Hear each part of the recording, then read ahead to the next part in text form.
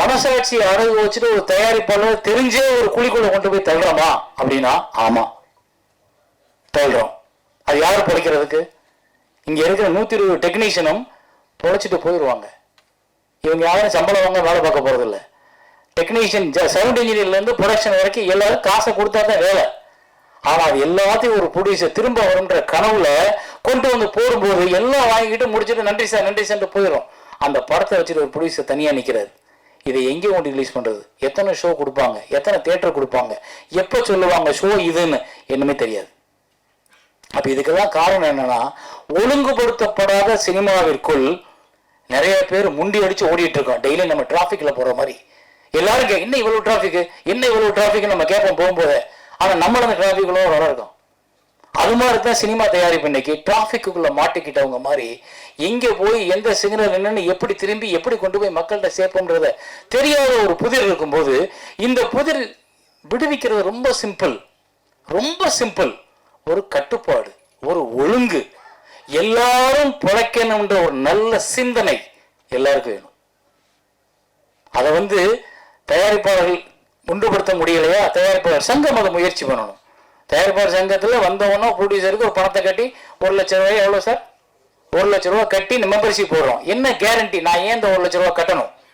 இந்த 1 லட்ச ரூபா கட்டினா எனக்கு என்ன பயன்? நான் உங்ககிட்ட எதிர்பார்க்கறது ஒன்று தானே. என் படத்தை நான் எடுத்துட்டேன் சார், எனக்கு நல்லபடியாக தியேட்டரை ஃபிக்ஸ் பண்ணி ரிலீஸ் பண்ணி கொடுங்க சார்ன்றது மட்டும் தானே நான் கேட்குற கேள்வி.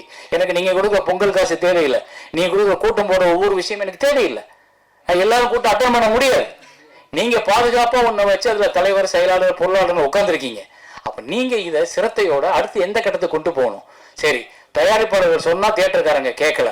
தியேட்டருக்காரங்க அவங்களோட லாபத்தையும் அவங்களோட வருமானத்தையும் அவங்களுக்கு தியேட்டர் டெய்லி ஃபில் ஆகுன்றதை மட்டும்தான் பார்க்குறாங்களே ஒழிய இது ஒரு நல்ல படம், இதை திரையிட்டுருவோம், இதுக்கு ஒரு வாரம் டைம் கொடுப்போம்னு யோசிக்கிறது இல்லை. ஏன்னா முன்னாடி எல்லாம் ஃபிக்ஸட் ஹையர் அப்படின்னு ஒரு சிஸ்டம் இருந்தது. ஒரு வாரத்துக்கு தியேட்டர் நான் வாடகைக்கு எடுத்துட்டு என் படத்தை ஓட்டிக்கலாம். ஒரு வாரத்துக்கு அப்புறம் ஹோல்ட் ஓவர் விழுகலைன்னா அவன் தூக்கிடலாம். அதை விட்டுட்டு இன்னைக்கு 70-30, 65-55 வந்ததுக்கு அப்புறம் அவங்க லாபம் சம்பாதிக்கிறது, தயாரிப்பு லாபம் சம்பாதிக்க மட்டும் பாக்குறீங்க. யாரு சம்பாதிக்கிறீங்க? மெயினா இருக்கிற ஒரு 10 ப்ரொடியூசர், 10 நடிகர்கள், 10 டைரக்டர்ஸ் பண்ற படங்கள் மட்டும்தான் ஓடுது. சின்ன பிள்ளை தெரியாமலே கை தட்டுது. நீங்களாம் தட்ட மாட்டீங்க. என் நடிகர்கள் நமக்கு நாளைக்கு வேணும். அப்போ அந்த பெரிய நடிகர்கள் பட்டமே ஓடுது, அவங்களுக்கு மட்டும்தான் தியேட்டர் கிடைக்குது அப்படின்னா அப்ப சின்ன தயாரிப்பாளர்கள் என்ன பண்ணணும்? சரி, ஓடிடின்னு ஒரு பெரிய நம்பிக்கை வந்துச்சு. அந்த நம்பிக்கை என்னாச்சு? நம்மளை பூரா தூக்கி உள்ள சப்ஸ்கிரைபரை போட்டதுக்கு அப்புறம் அவங்க சொல்லிட்டா நாங்கள் படம் வாங்குறது இல்லை, இனிமே நீங்க தியேட்டரை ஓட்டிட்டு கொடுங்க. அப்பா தியேட்டர் ஓட்டல இருந்தா உங்ககிட்ட வரோம், நீ வாங்க மாட்டேங்க, அப்ப நாங்க என்ன பண்றது? அப்ப இங்க ஒரு முறைப்படுத்துறதுக்கு ஒரு அதிகாரம் வேணும். அந்த அதிகாரம் எங்க இருக்குன்னா அரசாங்கத்துக்கிட்ட இருக்கு. அரசாங்கம் எல்லாரும் வரி கட்டுறோம், நானும் வரி கட்டுறேன், இந்த படத்தை வேலை பார்த்தா வரி கட்டியிருப்பாங்க, இந்த தயாரிப்பாளர் இவ்வளவு செலவு வரி கட்டியிருப்பாரு, இந்த வரி ஒரு அரசாங்கத்துக்கு போகுது. அரசாங்கத்துல சிறு தயாரிப்பாளர் பயன்படுது அப்படின்றப்போ அந்த சிறு தயாரிப்பாளர் வெளியே வந்து பிழைக்கிறதுக்கு ஒரு வழியை அரசாங்கம் ஏற்படுத்தி கொடுக்கணும். அது அரசாங்கத்தின் கடமை. வரி வாங்குறதுக்கு நீங்க கட்டாயப்படுத்துறீங்கன்னா அப்ப நான் பிழைக்கிறதுக்கு ஒரு வழியை உருவாக்கி கொடுங்க, அது உங்கள் கடமை. அப்ப அந்த இடத்துக்கு நீங்க கூப்பிட்டு பேசுங்க. சிறுத்தை நீங்க தான் தியேட்டர் கூட வச்சிருக்கீங்க, உங்க கண்ட்ரோல்ல நிறைய பேர் வந்து அந்த ஒரு 10 பேர் தான் கண்ட்ரோல் பண்ணிக்கிறாங்க தியேட்டர்ஸை. அப்ப நாங்க சொன்னா அவங்க கேட்க மாட்டாங்க. அப்ப நீங்க என்ன பண்ணணும்? எம்ஜிஆர் அப்படின்னு ஒரு முதலமைச்சர் இருந்தார் முன்னாடி. அவர் நம்ம ஊர்ல வந்து டப்பிங் படங்கள் நிறைய வந்துகிட்டு இருந்துச்சு. அந்த டப்பிங் படங்கள் வரும்பொழுது தமிழ் படங்கள் காணாமல் போகிற வாய்ப்பு உருவாச்சு. எல்லாரும் வந்து ஜாக்கி சான் தமிழ் பேசுறத பார்க்க ஆரம்பிச்சோம். அப்ப எம்ஜிஆர் என்ன பண்ணாரு? கூப்பிட்டு ஒரு ஆர்வம் போட்டார். எந்த திரையரங்கங்களும் கண்டிப்பாக 90 நாட்கள் தமிழ் படம் போட வேண்டும், அப்படி போடணும் லைசன்ஸ் ரத்துனர். அதுதான் இன்னைக்கு சிறு திரைப்படங்களுக்கு 3 மாசம் ஒதுக்கி கொடுங்க. அது எந்த 3 மாசம் இருந்தாலும் பரவாயில்ல, 9 மாசம் நீங்க பெரிய படங்கள் எல்லாத்தையும் போட்டுக்குங்க. 3 மாசம் சிறு தயாரிப்பாளர்களுக்காக மட்டும் தியேட்டர் ஒதுக்குங்க. அந்த நேரத்தில் பெரிய படங்கள் வரக்கூடாது. அப்படி வராம இருந்தா 700 தியேட்டர் இருக்கும்போது 100 தியேட்டர் 150 தியேட்டர் பிரச்சா கூட ஒரு வாரத்துக்கு 6 படங்கள் வெளியாகும். 3 மாசம்னா நான் ஒரு மாசம் 4024, 3 மாசம்னா 72 படம் ரிலீஸ் ஆகும்.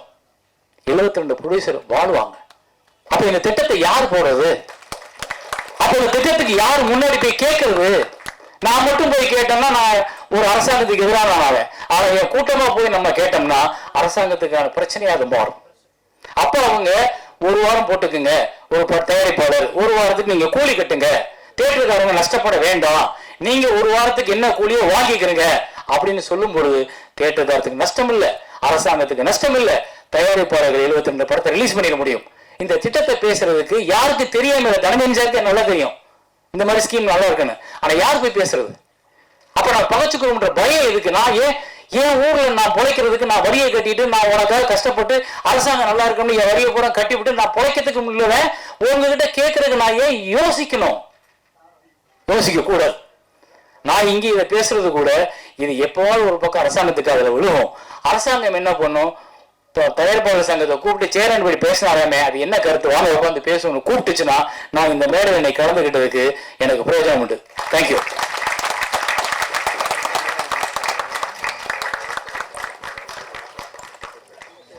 நன்றி சார்.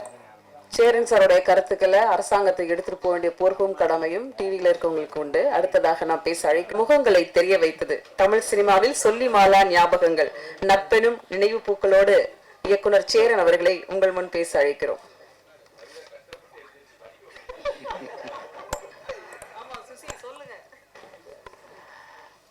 எல்லாருக்கும் வணக்கம்.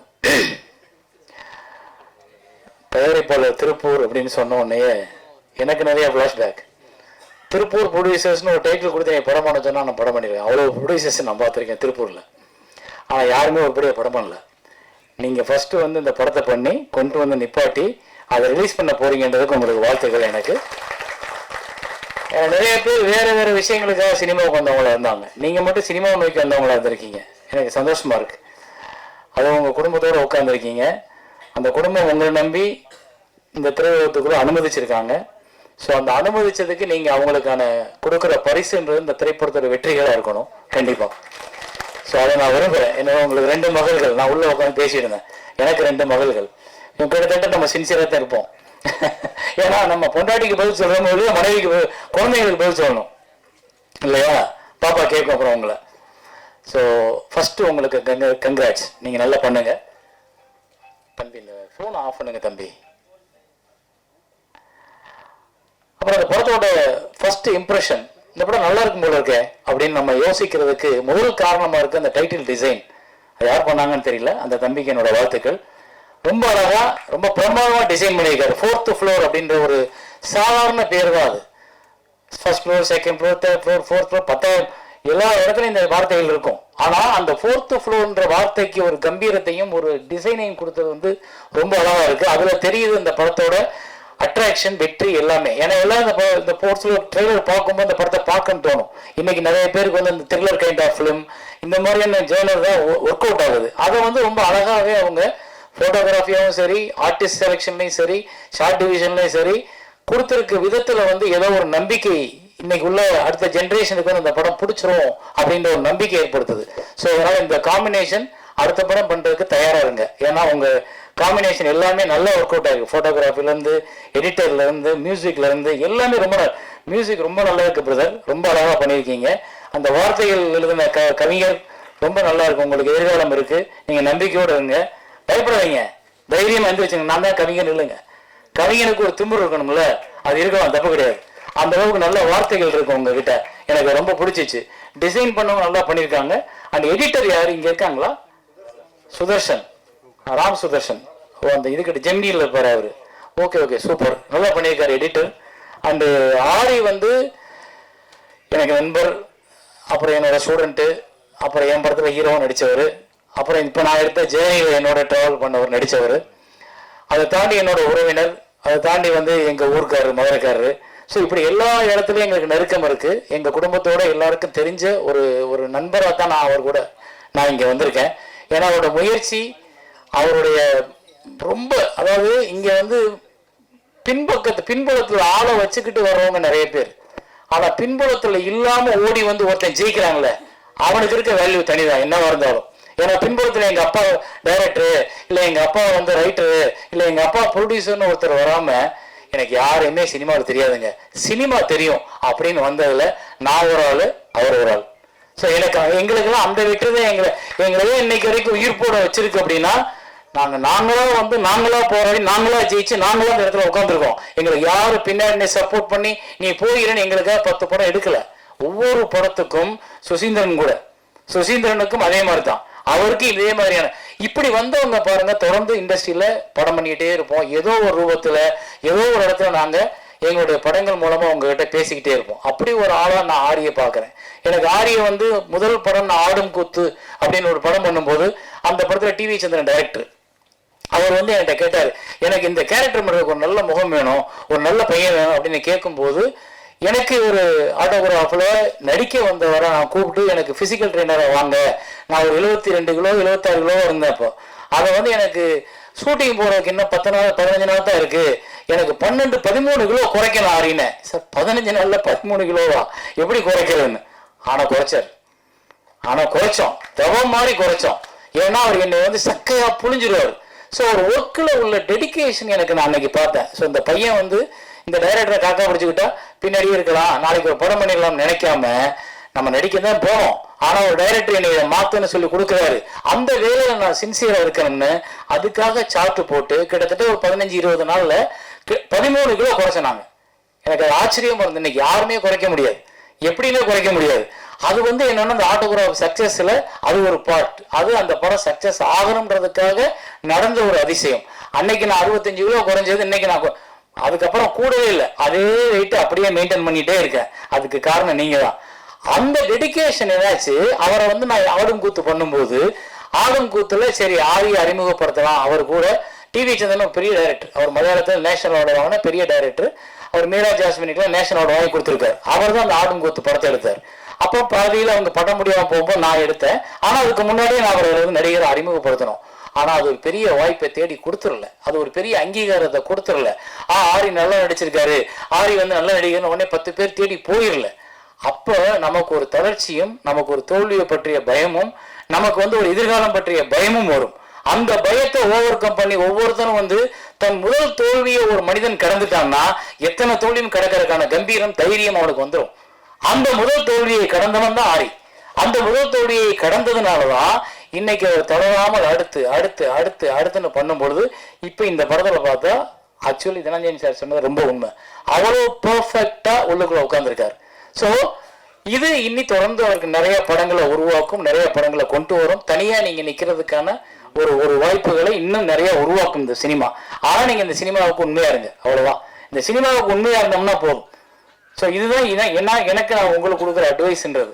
மற்றபடி தனஞ்சயன் சார் சொன்னாரு, இது காலகாலமா கடந்த 20 வருஷமா நம்ம எல்லாம் புலம்பிக்கிட்டு இருக்கிறதா பாருங்க, எல்லாரும் விட்டு ரெடியா இருக்காங்க. ஏதாவது ஒரு பால் விழுகும், விழுகும் அப்படின்னு நினைக்கிறாங்க. அந்த இறையை எப்படி கொடுக்குறதுன்னு தெரியல. ஏன்னா தனஞ்சயன் சார் சொன்னது வந்து ஒரு கருத்து மட்டும் கிடையாது, நிறைய தயாரிப்பாளர்களோட வலி, நிறைய தயாரிப்பாளர்களோட பிரச்சனை. ஒரு படத்தை ஆசைப்பட்டு எடுத்துடுறோம், அந்த படத்தை மக்கள்கிட்ட கொண்டு போய் சேர்க்கறதுக்கும் மக்களை அந்த படத்தை பார்க்க வைக்கிறதுக்கும் நம்ம ரொம்ப கஷ்டப்படுறோம். அதுல நீங்க இன்னைக்கு வந்து உட்கார்ந்து இருக்கும்போது ராஜா சார் வந்து ஜெயிக்கணும் அப்படின்னு நான் ப்ரே பண்றேன்ல, அது காரணம் என்னன்னா ஏற்கனவே வந்த நிறைய தயாரிப்பாளர்கள் ஜெயிக்கல் என்றப்போ அவங்க படுற வலியும் கஷ்டம் எனக்கு நல்லா தெரியும். நான் திருமணம்ன்ற ஒரு ப்ரொடியூசர் ஒரு புது ப்ரொடியூசர் வச்சு படம் பண்ணும்போது அந்த படம் பிரேக் ஈவன் ஆச்சு. இருந்தா கூட எனக்கு அந்த புது ப்ரொடியூசரை பயன்படுத்துறதுக்கு பயம் வருது. ஏன்னா அது அவர் உழைச்ச பணம், அவர் குடும்பம் ஒரு நம்பிக்கையோட காத்திருக்கிற பணம். அவர் ஒரு குடும்பத்துல வந்து ஒரு பணத்தை பிடுங்கி ஏதோ ஒரு தாகத்துல நம்ம ஒரு சினிமா ப்ரொடியூசர் கொண்டாந்து போடுற பணம். ஆனா அதை இங்க ஜெயிச்சு திருப்பி மீட்டு எடுக்கிறதுக்கு அந்த தயாரிப்பாளருக்கு வழி இருக்கான்னா இல்ல. அப்ப நாங்க மனசாட்சியை அடகு வச்சுட்டு ஒரு தயாரிப்பாளர் தெரிஞ்சே ஒரு குழிக்குள்ள கொண்டு போய் தள்ளுறோமா அப்படின்னா ஆமா தள்ளுறோம். அது யாரு பொழைக்கிறதுக்கு? இங்க இருக்கிற 120 டெக்னீஷியனும் பொழைச்சிட்டு போயிடுவாங்க. இவங்க யாரும் சம்பளம் வாங்க வேலை பார்க்க போறது இல்லை. டெக்னீஷியன் சவுண்ட் இன்ஜினியர்ல இருந்து ப்ரொடக்ஷன் வரைக்கும் எல்லாரும் காசை கொடுத்தா தான் வேலை. ஆனா அது எல்லாத்தையும் ஒரு ப்ரொடியூசர் திரும்ப வரும்ன்ற கனவுல கொண்டு வந்து போடும்போது எல்லாம் வாங்கிட்டு முடிச்சுட்டு நன்றி சார் போயிடும். அந்த படத்தை வச்சுட்டு ஒரு ப்ரொடியூசர் தனியா நிக்கிறாரு. இதை எங்கே கொண்டு ரிலீஸ் பண்றது? எத்தனை ஷோ கொடுப்பாங்க, எத்தனை தியேட்டர் கொடுப்பாங்க, எப்ப சொல்லுவாங்க ஷோ இதுன்னு என்னமே தெரியாது. அப்ப இதுக்கெல்லாம் காரணம் என்னன்னா ஒழுங்குபடுத்தப்படாத சினிமாவிற்குள் நிறைய பேர் முண்டி அடிச்சு ஓடிட்டு இருக்கோம். டெய்லி நம்ம டிராபிக்ல போற மாதிரி எல்லாரும் என்ன இவ்வளவு டிராபிக் நம்ம கேட்போம் போகும்போது. ஆனா நம்மள அந்த டிராபிக்ல வர இருக்கோம். அது மாதிரி தான் சினிமா தயாரிப்பு இன்னைக்கு டிராஃபிக்குள்ள மாட்டிக்கிட்டவங்க மாதிரி எங்க போய் எந்த சிக்னல் என்னன்னு எப்படி திரும்பி எப்படி கொண்டு போய் மக்கள்கிட்ட சேர்ப்போம்ன்றத தெரியாத ஒரு புதிர் இருக்கும்போது இந்த புதிர் விடுவிக்கிறது ரொம்ப சிம்பிள், ரொம்ப சிம்பிள். ஒரு கட்டுப்பாடு, ஒரு ஒழுங்கு, எல்லாரும் பிழைக்கணும்ன்ற ஒரு நல்ல சிந்தனை எல்லாருக்கும் வேணும். அதை தயாரிப்பாளர்கள் ஒன்றுபடுத்த முடியலையா, தயாரிப்பாளர் சங்கம் அதை முயற்சி பண்ணணும். தயாரிப்பாளர் சங்கத்தில் வந்தவொன்னோ ப்ரொடியூசருக்கு ஒரு பணத்தை கட்டி 1 லட்ச ரூபாய், எவ்வளோ சார், 1 லட்ச ரூபா கட்டி மெம்பர்ஷிப் போடுறோம். என்ன கேரண்டி? நான் ஏன் இந்த 1 லட்ச ரூபா கட்டணும்? இந்த 1 லட்ச ரூபா கட்டினால எனக்கு என்ன பயன்? நான் உங்ககிட்ட எதிர்பார்க்கறது ஒன்று தானே, என் படத்தை நான் எடுத்துட்டேன் சார், எனக்கு நல்லபடியாக தேட்டரை ஃபிக்ஸ் பண்ணி ரிலீஸ் பண்ணி கொடுங்க சார்ன்றது மட்டும் தானே நான் கேட்குற கேள்வி. எனக்கு நீங்கள் கொடுக்க பொங்கல் காசு தேவையில்லை, நீங்கள் கொடுக்க கூட்டம் போடுற ஒவ்வொரு விஷயம் எனக்கு தேவையில்லை. எல்லாரும் கூட்டம் அட்டன் பண்ண முடியாது. நீங்கள் பாதுகாப்பாக ஒன்றை வச்சு அதில் தலைவர், செயலாளர், பொருளாளர்னு உட்காந்துருக்கீங்க. அப்போ நீங்கள் இதை சிரத்தையோட அடுத்து எந்த கட்டத்துக்கு கொண்டு போகணும்? சரி, தயாரிப்பாளர்கள் சொன்னால் தியேட்டருக்காரங்க கேட்கல, தியேட்டருக்காரங்க அவங்களோட லாபத்தையும் அவங்களோட வருமானத்தையும் அவங்களுக்கு தியேட்டர் டெய்லி ஃபில் ஆகுன்றதை மட்டும்தான் பார்க்குறாங்களே ஒழிய இது ஒரு நல்ல படம், இதை திரையிட்டுருவோம், இதுக்கு ஒரு வாரம் டைம் கொடுப்போம்னு யோசிக்கிறது இல்லை. ஏன்னா முன்னாடியெல்லாம் ஃபிக்ஸட் ஹையர் அப்படின்னு ஒரு சிஸ்டம் இருந்தது. ஒரு வாரத்துக்கு தியேட்டர் நான் வாடகைக்கு எடுத்துட்டு என் படத்தை ஓட்டிக்கலாம், ஒரு வாரத்துக்கு அப்புறம் ஹோல்ட் ஓவர் விழுகலைன்னா அவன் தூக்கிக்கலாம்.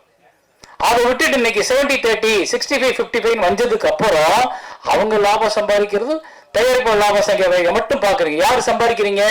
மெயினா இருக்கிற ஒரு 10 ப்ரொடியூசர், 10 நடிகர்கள், 10 டைரக்டர்ஸ் பண்ற படங்கள் மட்டும்தான் ஓடுது. சின்ன பிள்ளை தெரியாமலே கை தட்டுது, நீங்களாம் தட்ட மாட்டீங்க, ஏன் நடிகர்கள் நமக்கு நாளைக்கு வேணும். அப்போ அந்த பெரிய நடிகர்கள் பட்டமே ஓடுது, அவங்களுக்கு மட்டும்தான் தியேட்டர் கிடைக்குது அப்படின்னா அப்ப சின்ன தயாரிப்பாளர்கள் என்ன பண்ணணும்? சரி, ஓடிடின்னு ஒரு பெரிய நம்பிக்கை வந்துச்சு. அந்த நம்பிக்கை என்னாச்சு? நம்மளை பூரா தூக்கி உள்ள சப்ஸ்கிரைபரை போட்டதுக்கு அப்புறம் அவங்க சொல்லிட்டா நாங்கள் படம் வாங்குறது இல்லை, இனிமே நீங்க தியேட்டரை ஓட்டிட்டு கொடுங்க. அப்பா தியேட்டர் ஓட்டல இருந்தா உங்ககிட்ட வரோம், நீ வாங்க மாட்டேங்க, அப்ப நாங்க என்ன பண்றது? அப்ப இங்க ஒரு முறைப்படுத்துறதுக்கு ஒரு அதிகாரம் வேணும்.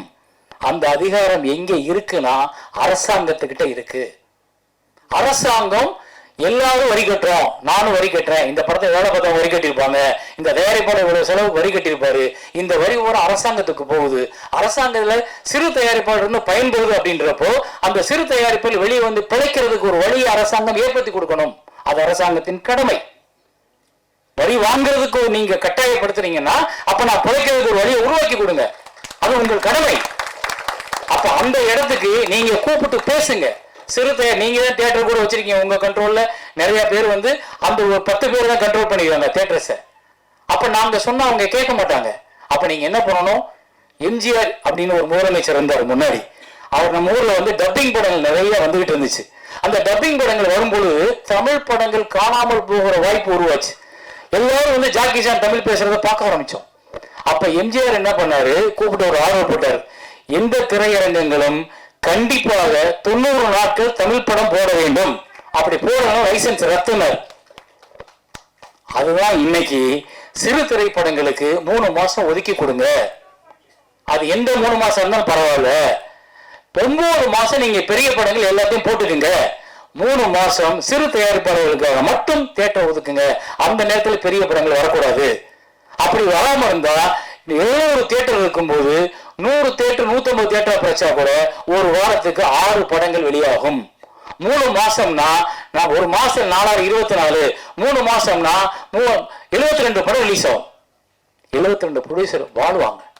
அப்ப இந்த திட்டத்தை யார் போடுறது? அப்ப இந்த திட்டத்துக்கு யார் முன்னாடி போய் கேட்கறது? நான் மட்டும் போய் கேட்டோம்னா நான் ஒரு அரசாங்கத்துக்கு எதிரான ஆவேன். ஆனா என் கூட்டமா போய் நம்ம கேட்டோம்னா அரசாங்கத்துக்கான பிரச்சனையா அது மாறும். அப்ப அவங்க ஒரு வாரம் போட்டுக்குங்க, ஒரு தயாரிப்பாளர் ஒரு வாரத்துக்கு நீங்க கூலி கட்டுங்க, தியேட்டருக்காரங்க நஷ்டப்பட வேண்டாம், நீங்க ஒரு வாரத்துக்கு என்ன கூலியோ வாங்கிக்கிறீங்க அப்படின்னு சொல்லும் பொழுது தியேட்டருக்காரத்துக்கு நஷ்டம் இல்ல, அரசாங்கத்துக்கு நஷ்டம் இல்ல, தயாரிப்பாளர்கள் 72 படத்தை ரிலீஸ் பண்ணிட முடியும். இந்த திட்டத்தை பேசுறதுக்கு யாருக்கு தெரியாம? தனஞ்சருக்கு நல்லா தெரியும் இந்த மாதிரி ஸ்கீம் நல்லா இருக்குன்னு, ஆனா யார் போய் பேசுறது? அப்ப நான் பகச்சுக்கணும்ன்ற பயம் எதுக்கு? நான் ஏன் ஊர்ல நான் பிழைக்கிறதுக்கு நான் வரியை கட்டிட்டு நான் உனக்காக கஷ்டப்பட்டு அரசாங்கம் நல்லா இருக்கணும்னு என் வரியை பூரா கட்டிவிட்டு நான் பிழைக்கிறதுக்கு முடியல உங்ககிட்ட கேட்கறதுக்கு நான் ஏன் யோசிக்கணும்? யோசிக்க கூடாது. நான் இங்கே இதை பேசுறது கூட இது எப்போவாவது ஒரு பக்கம் அரசாங்கத்துக்கு அதுல விழுவும். அரசாங்கம் என்ன பண்ணும்? தயாரிப்பாளர் சங்கத்தை கூப்பிட்டு சேரன் படி பேசினாராமே, அது என்ன கருத்து, வாங்க உட்காந்து பேசணும்னு கூப்பிட்டுச்சுன்னா நான் இந்த மேடை என்னை கலந்துகிட்டதுக்கு எனக்கு பிரயோஜனம் உண்டு. தேங்க்யூ.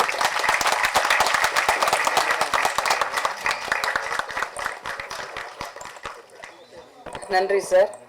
சேரன் சாருடைய கருத்துக்களை அரசாங்கத்துக்கு எடுத்துட்டு போக வேண்டிய பொறுப்பும் கடமையும் டிவியில இருக்கவங்களுக்கு உண்டு. அடுத்ததாக நான் பேச அழைக்கும் முகங்களை தெரிய வைத்தது தமிழ் சினிமாவில் சொல்லி மாலா ஞாபகங்கள் நட்பெனும் நினைவு பூக்களோடு இயக்குனர் சேரன் அவர்களை உங்கள் முன் பேச அழைக்கிறோம்.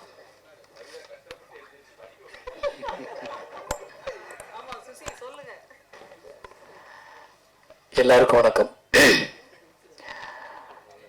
தயாரிப்பாளர் திருப்பூர் அப்படின்னு சொன்ன உடனே எனக்கு நிறைய ஃப்ளாஷ்பேக். திருப்பூர் ப்ரொடியூசர்ஸ்னு ஒரு டைட்டில் கொடுத்து என் படம் பண்ண சொன்னால் நான் படம் பண்ணிடுவேன். அவ்வளோ ப்ரொடியூசர்ஸ் நான் பார்த்துருக்கேன் திருப்பூரில். ஆனால் யாருமே ஒரு பெரிய படம் பண்ணல. நீங்கள் ஃபஸ்ட்டு வந்து இந்த படத்தை பண்ணி கொண்டு வந்து நிப்பாட்டி அதை ரிலீஸ் பண்ண போறீங்கன்றதுக்கு உங்களுக்கு வாழ்த்துக்கள். எனக்கு நிறைய பேர் வேறு வேறு விஷயங்களுக்காக சினிமாவுக்கு வந்தவங்களா இருந்தாங்க. நீங்கள் மட்டும் சினிமாவை நோக்கி வந்தவங்களா இருந்திருக்கீங்க. எனக்கு சந்தோஷமாக இருக்குது. அது உங்கள் குடும்பத்தோடு உட்காந்துருக்கீங்க. அந்த குடும்பம் உங்களை நம்பி இந்த திரையுலகத்துக்குள்ளே அனுமதிச்சிருக்காங்க. ஸோ அந்த அனுமதிச்சதுக்கு நீங்கள் அவங்களுக்கான கொடுக்குற பரிசுன்றது இந்த திரைப்படத்தோட வெற்றிகளாக இருக்கணும் கண்டிப்பாக. ஸோ அதை நான் விரும்புகிறேன். என்னோட உங்களுக்கு 2 மகள்கள், நான் உள்ளே உட்காந்து பேசியிருந்தேன். எனக்கு 2 மகள்கள். கிட்டத்தட்ட நம்ம சின்சியராக தான் இருப்போம். ஏன்னா நம்ம பொண்டாட்டிக்கு பதில் சொல்கிறோம், மனைவிக்கு குழந்தைங்களுக்கு பதில் சொல்லணும் இல்லையா? பாப்பா கேட்கும் அப்புறம் உங்களை. ஸோ ஃபஸ்ட்டு உங்களுக்கு கங்க்ராட்ஸ். நீங்கள் நல்லா பண்ணுங்க தம்பி. இந்த ஃபோனை ஆஃப் பண்ணுங்க தம்பி. அப்புறம் அந்த படத்தோட ஃபர்ஸ்ட் இம்ப்ரெஷன், இந்த படம் நல்லா இருக்கும் போல இருக்கே அப்படின்னு நம்ம யோசிக்கிறதுக்கு முதல் காரணமாக இருக்குது அந்த டைட்டில் டிசைன். அது யார் பண்ணாங்கன்னு தெரியல. அந்த தம்பிக்கு என்னோட வாழ்த்துக்கள். ரொம்ப அழகா ரொம்ப பிரமாதமாக டிசைன் பண்ணியிருக்காரு. 4th floor அப்படின்ற ஒரு சாதாரண பேர் தான் அது.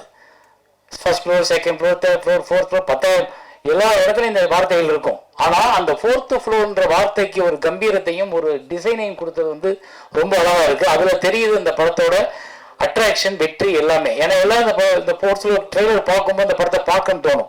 இன்னைக்கு நிறைய பேருக்கு வந்து இந்த த்ரில்லர் கைண்ட் ஆஃப் ஃபிலிம் இந்த மாதிரியான ஜேர்னர் தான் ஒர்க் அவுட் ஆகுது. அதை வந்து ரொம்ப அழகாகவே அவங்க ஃபோட்டோகிராஃபியாகவும் சரி, ஆர்டிஸ்ட் செலெக்ஷன்லையும் சரி, ஷார்ட் டிவிஷன்லையும் சரி கொடுத்துருக்க விதத்தில் வந்து ஏதோ ஒரு நம்பிக்கை இன்னைக்கு உள்ள அடுத்த ஜென்ரேஷனுக்கு வந்து அந்த படம் பிடிச்சிரும் அப்படின்ற ஒரு நம்பிக்கை ஏற்படுத்துது. ஸோ அதனால் இந்த காம்பினேஷன் அடுத்த படம் பண்ணுறதுக்கு தயாராக இருங்க. ஏன்னா உங்கள் காம்பினேஷன் எல்லாமே நல்லா ஒர்க் அவுட் ஆகிருக்கு. ஃபோட்டோகிராஃபிலேருந்து, எடிட்டர்லேருந்து, மியூசிக்லேருந்து எல்லாமே ரொம்ப மியூசிக் ரொம்ப நல்லா இருக்குது பிரதர். ரொம்ப அழகாக பண்ணியிருக்கீங்க. அந்த வார்த்தைகள் எழுதின கவிஞர் ரொம்ப நல்லா இருக்கு. உங்களுக்கு எதிர்காலம் இருக்குது. நீங்கள் நம்பிக்கையோடு இருங்க, பயப்படாதீங்க, தைரியம் வந்து வச்சுங்க. நான் தான் கவிஞர் இல்லைங்க. கவிஞனுக்கு ஒரு திமிரு இருக்கணும்ல, அது இருக்கலாம், தப்பு கிடையாது. அந்த அளவுக்கு நல்ல வார்த்தைகள் இருக்கு உங்ககிட்ட. எனக்கு ரொம்ப பிடிச்சிச்சு. டிசைன் பண்ணவங்க நல்லா பண்ணியிருக்காங்க. அண்ட் எடிட்டர் யார் இங்கே இருக்காங்களா? சுதர்ஷன், ராம் சுதர்ஷன். ஓ, அந்த இதுக்கிட்ட ஜெமினியில் இருப்பார் அவர். ஓகே ஓகே, சூப்பர், நல்லா பண்ணியிருக்காரு எடிட்டர். அண்டு ஆரி வந்து எனக்கு நண்பர், அப்புறம் என்னோட ஸ்டூடெண்ட்டு, அப்புறம் என் படத்தில் ஹீரோவும் நடித்தவர், அப்புறம் இப்போ நான் எடுத்த ஜேர்னியில் என்னோட ட்ராவல் பண்ணவர் நடித்தவர், அதை தாண்டி என்னோட உறவினர், அதை தாண்டி வந்து எங்கள் ஊருக்காரரு, மதுரைக்காரரு. ஸோ இப்படி எல்லா இடத்துலையும் எங்களுக்கு நெருக்கம் இருக்குது. எங்கள் குடும்பத்தோட எல்லாருக்கும் தெரிஞ்ச ஒரு நண்பராக தான் நான் இங்கே வந்திருக்கேன். ஏன்னா அவரோட முயற்சி, அவருடைய ரொம்ப, அதாவது இங்கே வந்து பின்புலத்தில் ஆளை வச்சுக்கிட்டு வர்றவங்க நிறைய பேர். ஆனால் பின்புலத்தில் இல்லாமல் ஓடி வந்து ஒருத்தன் ஜெயிக்கிறாங்களே, அவனுக்கு இருக்க வேல்யூ தனிதான் என்னவா இருந்தாலும். ஏன்னா பின்புலத்தில் எங்கள் அப்பா டைரக்டரு, இல்லை எங்கள் அப்பா வந்து ரைட்டரு, இல்லை எங்கள் அப்பா ப்ரொடியூசர்னு ஒருத்தர் வராமல் எனக்கு யாரையுமே சினிமாவில் தெரியாதுங்க, சினிமா தெரியும் அப்படின்னு வந்ததில் நான் ஒரு ஆள், அவர் ஒரு ஆள். ஸோ எங்களுக்கெல்லாம் அந்த வெற்றி தான் எங்களையே இன்னைக்கு வரைக்கும் உயிர்ப்போட வச்சிருக்கு. அப்படின்னா நாங்களா போராடி, நாங்களா ஜெயிச்சு, நாங்களா இந்த இடத்துல உட்காந்துருக்கோம். எங்களுக்கு யாரும் பின்னாடி சப்போர்ட் பண்ணி நீ போகிறேன்னு எங்களுக்காக 10 படம் எடுக்கல. ஒவ்வொரு படத்துக்கும் சுசீந்திரனுக்கும் அதே மாதிரி தான், அவருக்கு இதே மாதிரியான இப்படி வந்தவங்க பாருங்க, தொடர்ந்து இண்டஸ்ட்ரியில படம் பண்ணிக்கிட்டே இருப்போம். ஏதோ ஒரு ரூபத்துல, ஏதோ ஒரு இடத்துல நாங்க எங்களுடைய படங்கள் மூலமா உங்ககிட்ட பேசிக்கிட்டே இருப்போம். அப்படி ஒரு ஆளா நான் ஆரியை பார்க்குறேன். எனக்கு ஆரியை வந்து முதல் படம் நான் ஆடும் கூத்து அப்படின்னு ஒரு படம் பண்ணும்போது, அந்த படத்துல டிவி சந்திரன் டைரக்டர், அவர் வந்து என்கிட்ட கேட்டார், எனக்கு இந்த கேரக்டர் பண்ணுறதுக்கு ஒரு நல்ல முகம் வேணும், ஒரு நல்ல பையன் வேணும் அப்படின்னு கேட்கும்போது, எனக்கு ஒரு ஆட்டோகிராஃபில் நடிக்க வந்தவரை நான் கூப்பிட்டு எனக்கு ஃபிசிக்கல் ட்ரெயினரை வாங்க, நான் ஒரு 72 கிலோ 76 கிலோ இருந்தேன். அப்போ அதை வந்து எனக்கு ஷூட்டிங் போகிறதுக்கு இன்னும் 10 நாள் 15 நாள் தான் இருக்குது, எனக்கு 12-13 கிலோ குறைக்கணும் ஆறினேன். சார் 15 நாளில் 13 கிலோவா, எப்படி குறைக்கிறதுன்னு. ஆனால் குறைச்சோம், தவம் மாதிரி குறைச்சோம். ஏன்னா அவர் என்னை வந்து சக்கையாக புழிஞ்சிருவார். ஸோ ஒரு ஒர்க்கில் உள்ள டெடிக்கேஷன் எனக்கு நான் அன்னைக்கு பார்த்தேன். ஸோ இந்த பையன் வந்து இந்த டைரக்டரை காக்கா பிடிச்சுக்கிட்டா பின்னாடியே இருக்கலாம், நாளைக்கு ஒரு படம் பண்ணிடலாம் நினைக்காம நம்ம நடிக்க தான் போனோம். ஆனா ஒரு டைரக்டர் என்னை மாத்துன்னு சொல்லி கொடுக்குறாரு, அந்த வேலையில நான் சின்சியரா இருக்கணும்னு அதுக்காக சார்ட் போட்டு கிட்டத்தட்ட ஒரு 15-20 நாள்ல 13 கிலோ குறைச்சனாங்க. எனக்கு அது ஆச்சரியமா இருந்து, இன்னைக்கு யாருமே குறைக்க முடியாது, எப்படியுமே குறைக்க முடியாது. அது என்னன்னா அந்த ஆட்டோகிராஃப் சக்சஸ்ல அது ஒரு பார்ட், அது அந்த படம் சக்சஸ் ஆகணும்ன்றதுக்காக நடந்த ஒரு அதிசயம். அன்னைக்கு நான் 65 கிலோ குறைஞ்சது, இன்னைக்கு நான் அதுக்கப்புறம் கூடவே இல்லை, அதே வெயிட் அப்படியே மெயின்டைன் பண்ணிட்டே இருக்கேன். அதுக்கு காரணம் நீங்க தான். அந்த டெடிகேஷன் ஏதாச்சு அவரை நான் ஆடும் கூத்து பண்ணும்போது, ஆடும் கூத்துல சரி ஆரியை அறிமுகப்படுத்தலாம். அவர் கூட டிவி சந்திரன் பெரிய டைரக்டர், அவர் மலையாளத்தில் நேஷனல் அவார்டு வாங்கின பெரிய டைரக்டர். அவர் மீரா ஜாஸ்மினிக்குலாம் நேஷனல் அவார்டு வாங்கி கொடுத்துருக்காரு. அவர் தான் அந்த ஆடும் கூத்து படத்தை எடுத்தார். அப்போ பாதியில் அவங்க பட முடியாம போகும்போது நான் எடுத்தேன். ஆனா அதுக்கு முன்னாடியே நான் அவரை நடிகரை அறிமுகப்படுத்தணும். ஆனா அது ஒரு பெரிய வாய்ப்பை தேடி கொடுத்துடல, அது ஒரு பெரிய அங்கீகாரத்தை கொடுத்துடல. ஆரி நல்லா நடிச்சிருக்காரு, ஆரி நல்ல நடிகர்னு உடனே 10 பேர் தேடி போயிடல. அப்ப நமக்கு ஒரு தளர்ச்சியும், நமக்கு ஒரு தோல்வியை பற்றிய பயமும், நமக்கு ஒரு எதிர்காலம் பற்றிய பயமும் வரும். அந்த பயத்தை ஓவர் கம் பண்ணி ஒவ்வொருத்தரும் தன் முதல் தோல்வியை ஒரு மனிதன் கடந்துட்டான்னா எத்தனை தோல்வியும் கடக்கிறதுக்கான கம்பீரம், தைரியம் அவனுக்கு வந்துடும். அந்த முதல் தோல்வியை கடந்தவன் தான் ஆரி. அந்த முதல் தோல்வியை கடந்ததுனாலதான் இன்னைக்கு அவர் தளராமல் அடுத்து அடுத்து அடுத்து அடுத்துன்னு பண்ணும்பொழுது இப்ப இந்த படத்துல பார்த்தா ஆக்சுவலி தனஞ்சயன் சார் சொன்னது ரொம்ப உண்மை. அவ்வளவு பெர்ஃபெக்டா உள்ளுக்குள்ள உட்கார்ந்துருக்காரு. ஸோ இது இன்னி தொடர்ந்து அவருக்கு நிறைய படங்களை உருவாக்கும், நிறைய படங்களை கொண்டு வரும். தனியா நீங்க நிக்கிறதுக்கான ஒரு வாய்ப்புகளை இன்னும் நிறைய உருவாக்கும் இந்த சினிமா. ஆனா நீங்க இந்த சினிமாவுக்கு உண்மையா இருங்க, அவ்வளவுதான். இந்த சினிமாவுக்கு உண்மையா இருந்தோம்னா போதும். ஸோ இதுதான் எனக்கு நான் உங்களுக்கு கொடுக்குற அட்வைஸ்ன்றது. மற்றபடி தனஞ்சயன் சார் சொன்னாரு, இது காலகாலமா கடந்த 20 வருஷமா நம்ம எல்லாம் புலம்பிக்கிட்டு இருக்கிறதா, எல்லாரும் விட்டு ரெடியா இருக்காங்க. ஏதாவது ஒரு பால் விழுகும், இறை விழுகும் அப்படின்னு நினைக்கிறாங்க. அந்த இறையை எப்படி கொடுக்குறதுன்னு தெரியல. ஏன்னா தனஞ்சயன் சார் சொன்னது ஒரு கருத்து மட்டும் கிடையாது, நிறைய தயாரிப்பாளர்களோட வலி, நிறைய தயாரிப்பாளர்களோட பிரச்சனை. ஒரு படத்தை ஆசைப்பட்டு எடுத்துடுறோம், அந்த படத்தை மக்கள்கிட்ட கொண்டு போய் சேர்க்கறதுக்கும் மக்களை அந்த படத்தை பார்க்க வைக்கிறதுக்கும் நம்ம ரொம்ப கஷ்டப்படுறோம். அதுல நீங்க இன்னைக்கு உட்கார்ந்து இருக்கும்போது ராஜா சார் ஜெயிக்கணும் அப்படின்னு நான் ப்ரே பண்றாங்களே, அது காரணம் என்னன்னா ஏற்கனவே வந்த நிறைய தயாரிப்பாளர்கள் ஜெயிக்கல் என்றப்போ அவங்க படுற வலியும் கஷ்டம் எனக்கு நல்லா தெரியும். நான் திருமணம்ன்ற ஒரு ப்ரொடியூசர், ஒரு புது ப்ரொடியூசர் வச்சு படம் பண்ணும்போது அந்த படம் பிரேக் ஈவன் ஆச்சு. இருந்தா கூட எனக்கு அந்த புது ப்ரொடியூசரை பயன்படுத்துறதுக்கு பயம் வருது. ஏன்னா அது அவர் உழைச்ச பணம், அவர் குடும்பம் ஒரு நம்பிக்கையோட காத்திருக்கிற பணம். அவர் ஒரு குடும்பத்துல ஒரு பணத்தை பிடுங்கி ஏதோ ஒரு தாகத்துல நம்ம ஒரு சினிமா ப்ரொடியூசர் கொண்டு போடுற பணம். ஆனா அதை இங்க ஜெயிச்சு திருப்பி மீட்டு எடுக்கிறதுக்கு அந்த தயாரிப்பாளருக்கு வழி இருக்கான்னா இல்ல.